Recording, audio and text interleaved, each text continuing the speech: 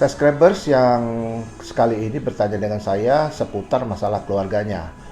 Beliau bertanya kepada saya tentang waris. Seperti video-video yang lalu, saya pernah memberikan edukasi tentang waris ini. Namun menurut saya ini perlu juga disampaikan kembali dengan sesuai dengan pertanyaan yang ditanyakan oleh subscribers kami ini.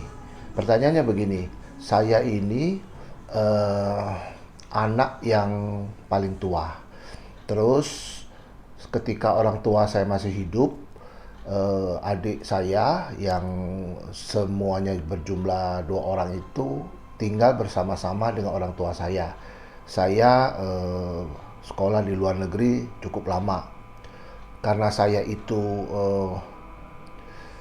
lama di luar negeri dan jarang pulang ataupun berinteraksi dengan orang tua saya, sehingga orang tua saya itu berinisiatif semua warisan-waris itu diberikan kepada 2 adik saya.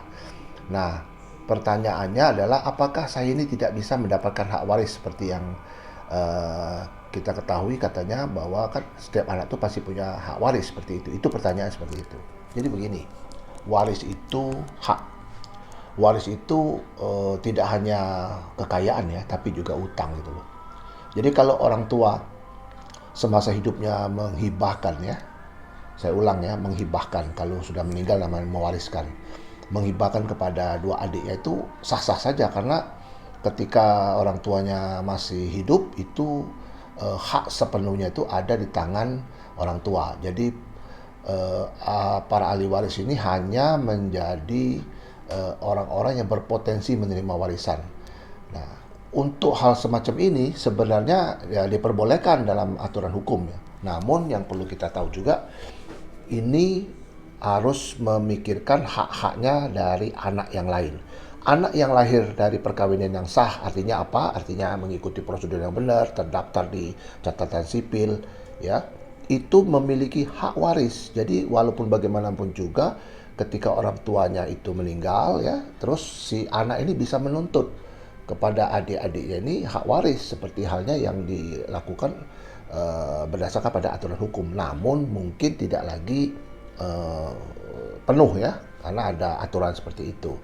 Nah, pertanyaan lanjutannya begini, Pak, saya ini punya saham juga di perusahaan itu. Namun saham itu secara mendadak tahu-tahu hilang, Pak, saham saya itu. Saya tidak tahu menahu, karena selama ini saya di luar negeri, saya tidak pernah memang mengurus. Saya hanya sebagai pemegang saham, karena saham itu pernah diberikan oleh orang tua saya pada saya.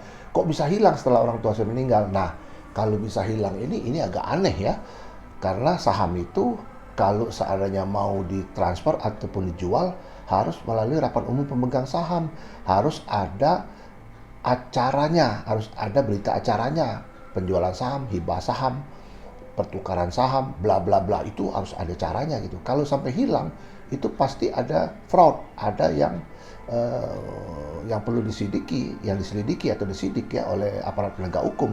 Mengapa kok bisa hilang seperti itu? Karena saham itu tidak mungkin bisa hilang kecuali si pemilik saham itu secara sukarela menyerahkan atau menghibahkan ataupun juga menukar ya, tukar barter dan sebagainya, itu boleh aja. Tapi kalau sepanjang si pemilik itu belum melakukan apa-apa tindakan hukum, itu tidak mungkin hilang. Kalaupun itu hilang, itu pasti ada fraud seperti itu. Terus pertanyaan lanjutannya begini, Pak, apakah saya ini kelihatannya kayak dibuang oleh orang tua saya? Terus yang pernah diberikan oleh orang tua saya kepada saya itu, apakah itu juga bisa diklaim oleh adik-adik saya? Misalnya saya diberikan rumah, Pak, misalnya di mana gitu ya. Terus apakah bisa diklaim juga? Nah, ini jadi pertanyaan ini bagus sekali ya. Tapi pada prinsipnya waris itu ya ketika diberikan kepada orang tua pada masa hidupnya itu sudah menjadi haknya masing-masing. Namun ya di dalam azas hukum perdata itu, dalam hukum waris itu, anak-anak yang tidak kebagian waris itu bisa mengklaim. Dia memiliki hak itu untuk mengklaim, hanya mungkin tidak penuh lagi seperti yang saya jelaskan tadi. Itu mungkin pertanyaan yang saya mau jawab. Mudah-mudahan ini mencerahkan kita semua, khususnya bagi yang menanya. Kita tetap jaga kesehatan, terus bekerja, dan sukses.